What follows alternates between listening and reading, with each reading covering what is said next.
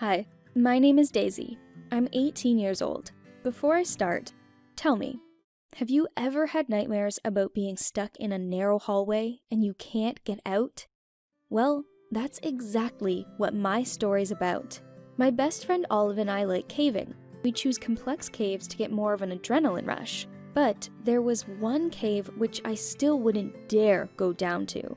It was called Lionel's Hole and was located in England. We decided to fly there for the weekend. This cave was extremely narrow, sometimes flooded, and looked like a maze. It was very risky. We approached the hill and began looking for a sign. Below it was the entrance to the cave. It seemed so tiny. There's no way the rescuers would be able to get in there if something were to happen. Olive decided to go first and handed me a yellow suitcase with the stuff we would be needing. We had a long descent down. I was very nervous, like it wasn't going to end well. It was my turn to go down. Water was dripping over the rocks, and it was very narrow. I saw the light of Olive's flashlight below. Just don't slip. I noticed a narrow hole in the floor. There were no other options, so at least we wouldn't get lost. Olive climbed down first and started shining her light on the passage for me. I was barely able to squeeze between the rocks. We had crawled through the first squeeze, and now we had to go through a very narrow corridor. There was only 30 centimeters between the walls. We moved together. Suddenly, I felt something touch my leg. I told Olive to stop tickling me, but Olive said that she had nothing to do with it. These were rats. We jumped out of the corridor and hid from them on a large rock. They ran past us into the next passage, the one we were going into. When their squeaks subsided, we decided to continue on the path. We were crawling like caterpillars, and we were very tired. I saw the third squeeze. It seemed like nothing after that long tunnel, just a narrow passage between sections of the cave, half flooded with water. Yeah, I'd slip through it. I laid on my stomach and started pushing forwards with my legs. Water poured over my collar. Ugh, I felt every rock. They were moving under me. I had just started to come out when everything started shaking. A rock was pressed on my back and it became difficult to breathe. I panicked. I tried to crawl out, but it only got worse. The rocks at the bottom of the puddle were pushing against my stomach with their sharp edges. I thought the ceiling was going to keep falling and crush me. Olive, help me! I can't get out. I can't breathe. Olive began reassuring me and told me to start counting backwards. That should have tricked my brain so I could breathe again. She tried to pull me out, but I was stuck tight. I saw the suitcase. It's a good thing I had it. I was able to reach it. I took out my phone, but there was no signal. Olive could call rescuers from outside, but all our things were in this suitcase. Olive told me that she was going to get out of the cave and run to the nearest town for help. I asked her not to leave. I didn't want to be there alone. Daisy, we have no other choice. I'll be back as soon as I can. I won't leave you. I promise. I heard her footsteps. She really left. When it became quiet, I realized that I was left completely alone. This silence was driving me crazy. I started screaming until I lost my voice. I guess I had zoned out from stress, but I felt a touch, and it brought me to my senses. Was Olive back? I was saved! I started calling her name, but she didn't respond. I abruptly fell silent and my heart began to beat faster. If it wasn't Olive, then who was it? Something bit me! I listened. Rats! I'd blocked them out of the passage. I felt their little paws on my legs. Ugh, disgusting! I started twitching to throw the rats off of me, but that only made them angry. They started biting and it hurt so much. I froze, hoping that they would leave me alone, but that was nothing compared to what lay ahead of me. I don't know how long I sat there before they left. I needed a distraction, and I remembered the phones. I started looking at our photos, but suddenly I heard a strange sound. It was coming from the depths of the cave. The rumbling was getting closer, and I thought I could see something. My imagination was conjuring up a terrible monster. But suddenly, lightning struck. I knew that sound. I wasn't so deep underground after all. If I could hear the start of a thunderstorm, that made me happy. But not for long. The cave started to flood with rainwater. I realized it when things started floating away from me. The passage was closed and water began accumulating. I didn't know how much longer I had. It was the most excruciating 2 hours of my life. The water level rose so much that I could barely keep my head above it. Soon, only my nose remained above the surface, and I thought that was the end. But then, I felt the passageway loosen. Thanks to the water, I was able to slide, and I pushed with my hands with all my strength. I budged! Air was running out, and I only had one shot. I did it!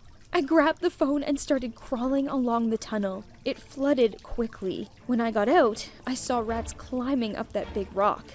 This was bad. Between the narrow walls, the water level rose rapidly. I was afraid of what lied ahead. Water had filled up the last pass. I couldn't hesitate and immediately dove into it, hoping to slip through. But it was so narrow that I had to exhale. I saw the light. All I had to do was climb up. I took off my gloves and grabbed onto the wet rocks with my bare hands. It hurt, but I was so afraid of falling back into the cave. I was exhausted. I had been in that cave for 18 hours. Olive arrived with the rescuers. It turned out that she never would have made it in time to save me. The thought of it still scares me. But I survived, and I have something to tell. Thanks for listening to my story.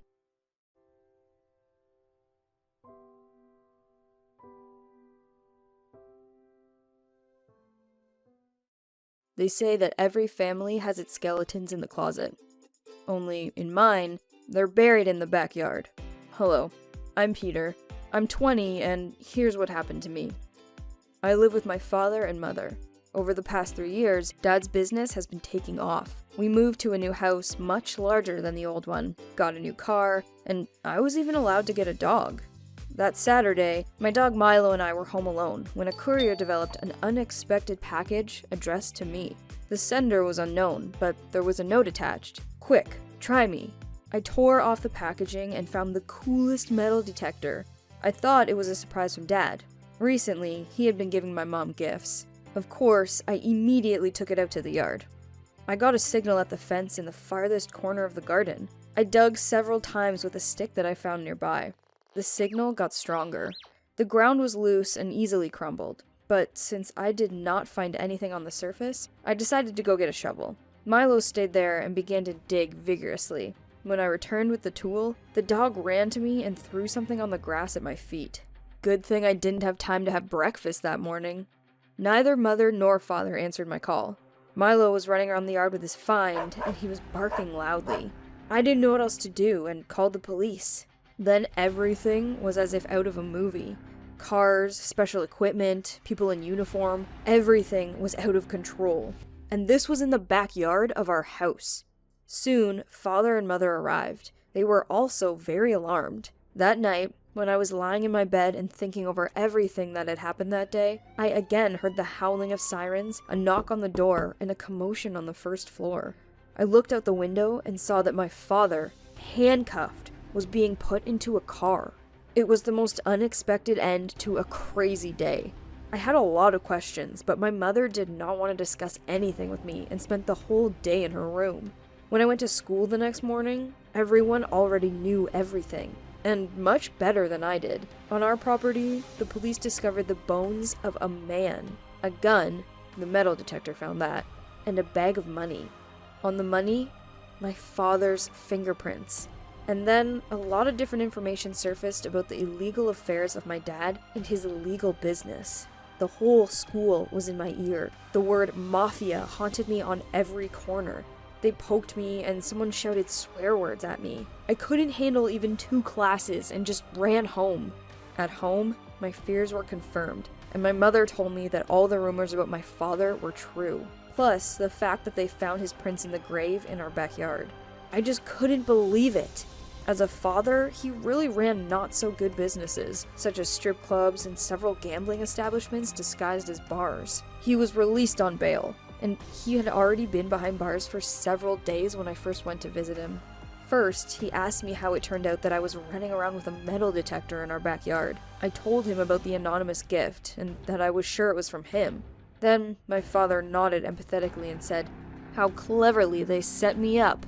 He admitted that he had indeed been running an illegal business for several years, and if not him, then someone else would have done it. But he has principles, and he never would have stooped to the low level of murder.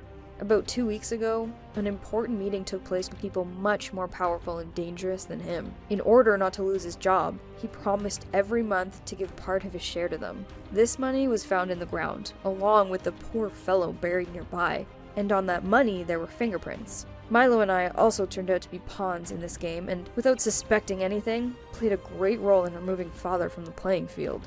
For several months, the trial has dragged on and is flooded with new evidence of my dad's guilt. As for me and my mother, we fully support him, even though he was running a dirty business.